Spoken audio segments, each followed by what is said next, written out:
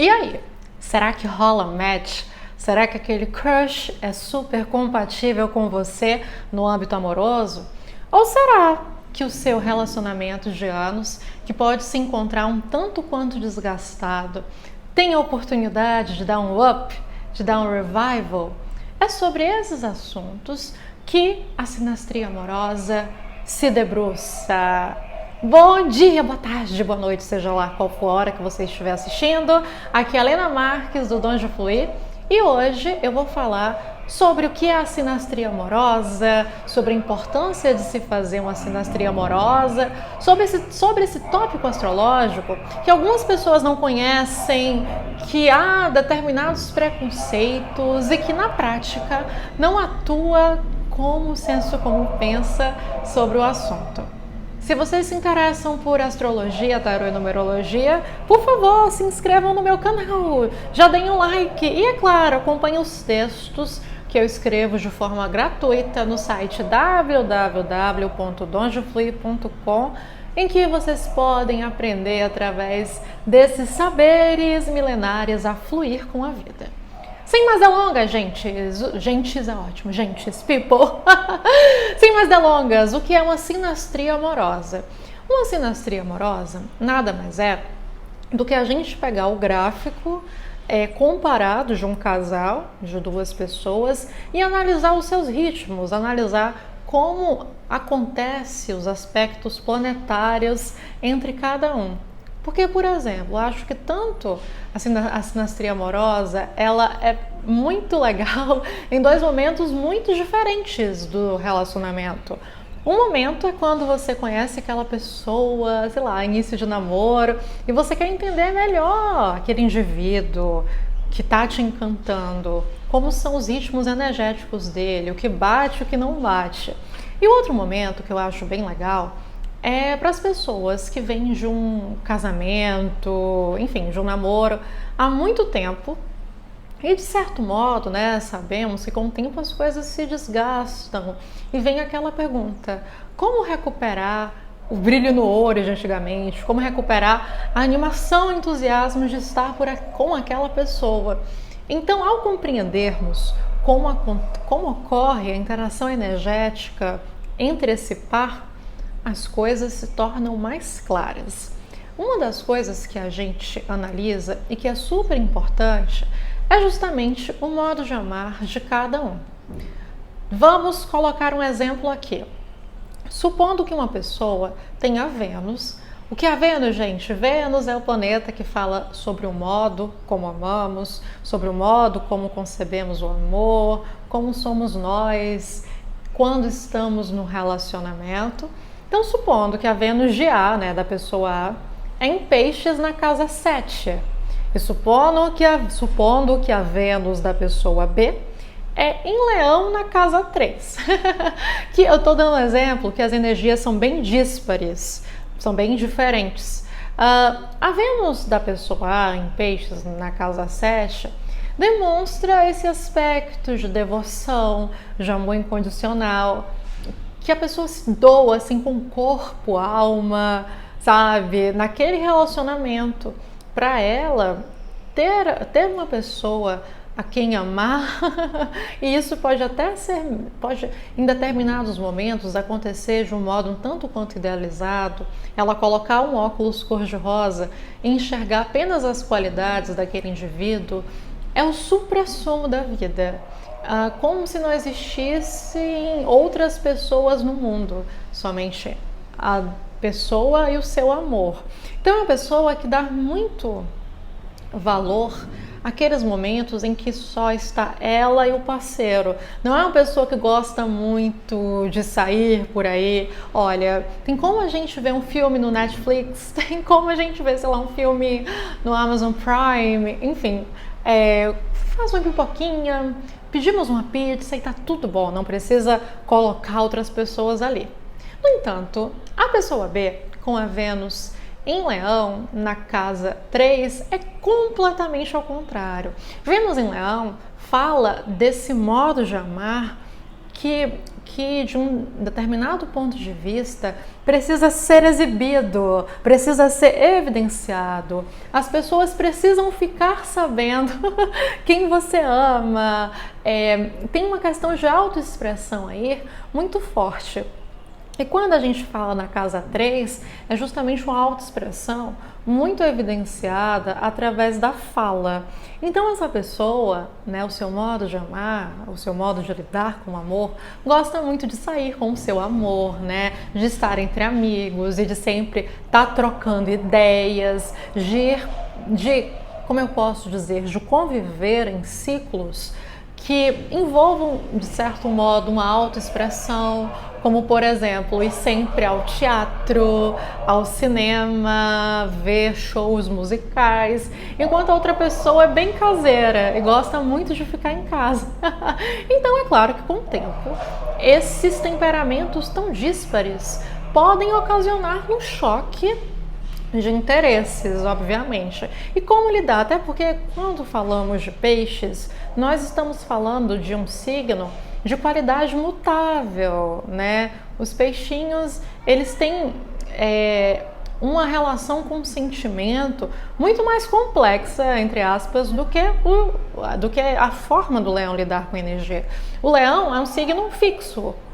E as pessoas geralmente estão muito naquele mood, né? Naquele modo de exuberância, de querer sempre aparecer. Enquanto peixes não, terão dias em que ele vai estar extremamente introspectivo, enquanto haverá outros dias que ele vai estar animado e tudo mais.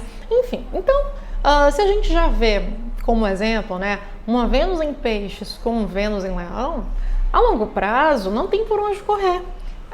Vai ocorrer, né, choques de interesses, choques de conflito. E aí que entra justamente esse papel da astrologia, que é justamente buscar um meio termo, não somente da astrologia, mas principalmente da sinastria, que é o assunto que eu estou trazendo aqui. Porque ao fazer a sinastria, como eu falei, um dos pontos, se não um dos mais importantes, é entender a maneira de amar de cada um. E também as interações, né, planetárias. Por exemplo, a gente pode ter um aspecto de Sol em quadratura com Saturno, traduzindo do astrologuês. Isso significa que o casal pode ter uma certa dificuldade de estabelecer esse relacionamento em bases sólidas, principalmente no início. Então, esse exemplo que eu estou dando, nós podemos entender muito como aquela situação de que talvez um no início vai ficar correndo atrás do outro, o outro fugindo, mas uma vez que essa base possa ser estabelecida, o relacionamento também tem uma grande potência de ser duradouro, de ser firme. A questão como é que eu posso dizer? Esse primeiro momento de comprometimento. Não posso mentir. Comprometer os dois, né, estarem comprometidos, pode ser uma questão pertinente e que vai gerar, sim, suas dores de cabeça. Mas a partir do momento em que isso se compromete, as coisas têm, sim, um potencial de durabilidade. Mas é claro, né, gente, vamos entender. Eu só estou dando exemplos isolados para que vocês entendam quais são os motores da sinastria. Claro que nada deve ser lido isolado. Assim como o mapa astral, quando paramos para analisar, analisamos o todo, né? Tem casais que têm trígonos, trígono para mim é o melhor aspecto planetário, que mostra uma sorte inata, mostra justamente aqueles setores em que os casais se encaixam muito facilmente, não tem trabalho para ser feito. Olha que maravilha! No entanto, como é que eu posso dizer? Esse encaixe, muito sem problemas, também pode causar uma certa preguiça no casal, principalmente quando pensamos sobre uma evolução, né, a longo prazo, a evolução enquanto indivíduo, de que é tudo tão legal estarmos na zona de conforto, que também para fazer mudanças que muitas vezes são tão importantes na nossa vida, né, para evoluirmos de degrau, né, avançarmos nessa escala evolutiva, o casal também pode, né, puxar o freio. Então, tudo deve ser bem interpretado, bem elaborado. Nada pode ser visto, né, de modo isolado. Então, resumindo, o que a gente pode encontrar na sinastria? A gente pode encontrar as zonas de maior conflito provável entre um casal, né? Quais seriam os maiores motivos de uma briga? E como encontrar um meio termo, como encontrar o caminho em que os dois falem a mesma língua. A gente também pode encontrar se o casal tem um potencial de empreender juntos, para além de ser um casal no amor, ser um casal no trabalho, né, no ganho aquisitivo. A gente também pode encontrar quais são os temas de maior atrito, em que, por exemplo, um não é inclinado a querer ter uma família e o outro pode ser inclinado, e aí sim, precisa encontrar um meio termo. Vamos ter uma família mesmo ou não? E se realmente os interesses de um não conseguirem achar um ponto de equilíbrio e de dar e receber com o outro, porque inevitavelmente nós não vivemos uma vida de contos de fadas, nós precisamos fazer concessões. Então é tudo uma questão de concessão, é tudo uma questão de equilíbrio. E para alcançar, né, esse degrau evolutivo no relacionamento entre dar, receber, fazer a concessão, não fazer, a partir do momento que nós temos consciência quais são os padrões mais negativos, quais são os padrões mais positivos que aquele relacionamento pode estar engendrado, então essa escala evolutiva torna-se muito mais consciente onde atacar, onde devemos ter uma atenção redobrada. Então, esse é o objetivo de uma sinastria amorosa, um dos serviços que eu disponho. E sintam-se à vontade para fazer perguntas e, claro, contratar os meus serviços também, tudo bem? Então é isso, se vocês querem saber mais sobre o assunto, aqui abaixo está o link do Donde Fluir, que tem uma matéria sobre a sinastria amorosa, falando mais pormenores. E eu sou Helena Marques, eu sou astróloga, taróloga, numeróloga, tenho meu site Donde Fluir e também sou colunista de astrologia da revista Ana Maria. Inscrevam-se no canal, deem like, não se esqueçam. Vejo vocês na próxima, tá bem? Grande beijo!